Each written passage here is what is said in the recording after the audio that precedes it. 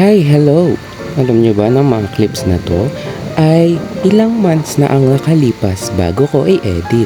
Ngayon, full storage na ang tita nyo. Kaya ngayon, ito ay akin nang i-edit.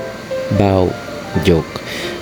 So itong mga clips and videos is filmed April 7, 2023.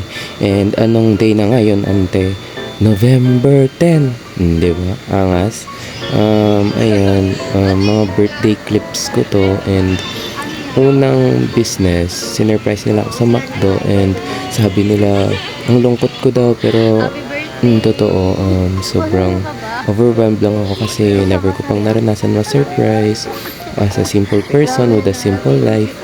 Ay, sobrang like na-overwhelm ako na ay grabe, may mga nag-e-effort pala para sa akin.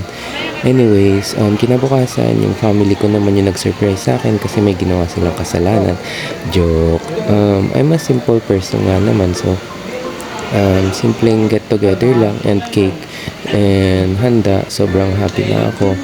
Ayan, nag-blow lang ng cake pero hindi ko naman binili. Sa iba lang mag-blow. Charot. Mandatory ako, kailangan yan, and kinabukasan bumawi naman sila sa akin, so shut up na ako.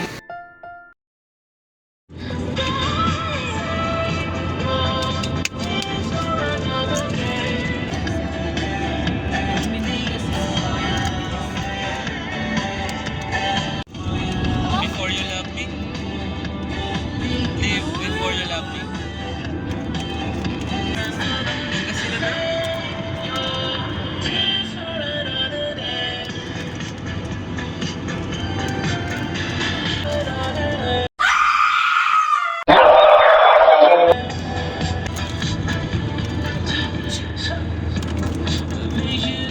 Ay, walang Ariana?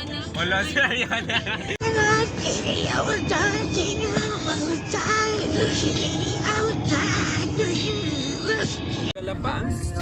Nga pala, April 8 na nito, and on the way kami sa LU. Tapos, gamit namin tong sasakyan na sobrang sikip. Hirap na hirap pa kaming umupo. Ilang hours yung biyahe, 2 hours. Ang sakit sa puwet, guys.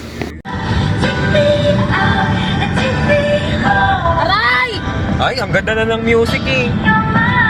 And finally, after 10,328 pakining hours, after ilang days ng journey and travel, nakarating na kami sa aming destinasyon.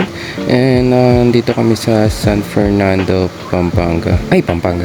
Bobo. San Fernando, La Union, sa may Aurelio Private Resort. Private resort. Kala nyo private, pero nakitambay lang kami. And ayan, as a social climber, syempre alam natin yung priorities natin. Baba agad yung mga gamit kahit hindi pa kami kumain or gutom na kami niyan, para lang makapag-picture si Ante O. Worth it naman kasi nakailang post din ako sa Instagram niyan. Ayan, sunset kunwari, para story sa Instagram, para inggitin yung mga kaklaseng nasa bahay pa din, di ba, ang yabang.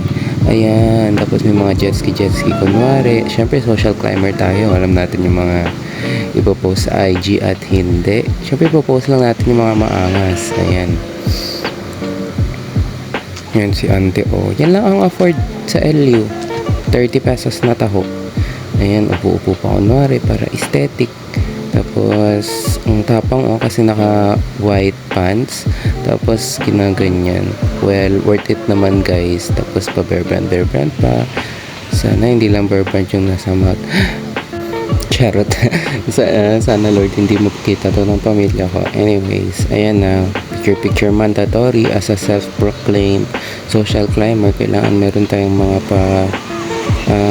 30 photos worth of Instagram, and dapat 3 blocks yan sa aking Instagram grid.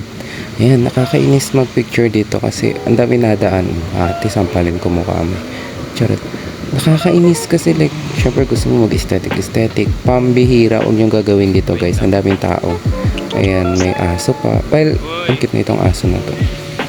Itong doggo lang ang only exception namang barge sa mga photos ko. Ang cute niya. And anyways, ayan, nakakainis na wala na yung sunset. Yun pa naman yung pinakamaganda dito sa LU. Yung sunset, and wala lang, in-enjoy ko na lang. Syempre hindi pa ako na-satisfy. Kailangan may mga change outfit na nagaganap. Ayan, so, ano, all white. Ay, all white. Ayan, tapos kunwari, lakad-lakad, plastic-plastic. Deep inside, hiyang-hiya na yan sa pinaggagawa niya sa buhay. Ayan, social climber talaga. Oh, hindi naman kami na ganun dyan sa resort na yan. Ayan, so nagutom ang mga gays and kumain kami sa Samgyup near lang. And after namin kumain, ayun, bounce na. Syempre wala nang pera ang mga ante nyo. Ayan, pauwi na ang social climber gay na 18 years old. And thank you for watching.